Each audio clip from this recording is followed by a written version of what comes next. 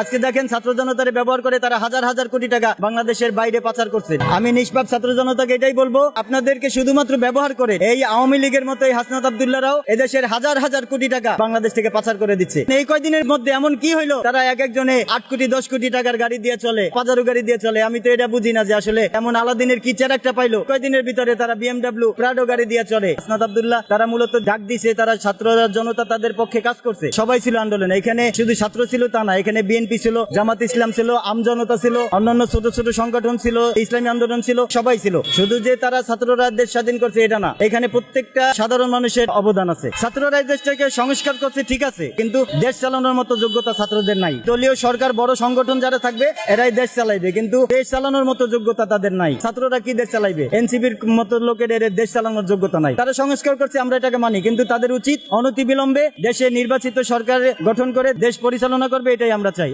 তারা আমাদের কাছ থেকে ভালোবাসার স্থান পাবে। দেশ চালানোর যোগ্যতা রাখে সবসময় নির্বাচিত সরকার এবং দেশের বড় দল। দেশ সংস্কার করার পরে তারা এখন এক একজন এনসিপি বাইর করছে, কালকে বাইর করবে আরেকটা, তারপরে আরেক পরশুদিন আরেকটা। তারা মনে করে যে তাদের আসলে দেশে ভোটের কোনো শেষ নাই, কিন্তু নির্বাচন দিয়ে দেখুক। রাজনৈতিকভাবে কিছু লোক বিএনপির বর্তমানে ভাবমূর্তি নষ্ট করার জন্য বিভিন্নভাবে অপপ্রচার চালাচ্ছে, মানে বিএনপির বদনাম করার চেষ্টা করতেছে। আশা করি সামনের নির্বাচনে বিএনপি একেবারে নির্দ্বিধায় প্রথম স্থান অধিকার করবে, এতে কোনো সন্দেহ নাই। আর সারা বাংলাদেশে 300 আসনে বিএনপি ইনশাল্লাহ 300 আসনই পাবে। এনসিপি সারা বাংলাদেশে একটা আসন পাবে না। এনসিপি যারা দাবি করে এদের আমি মনে করি অরাজনৈতিক থাকাটাই সবচেয়ে ভালো। তারাও লোভের ভিতরে পড়ছে।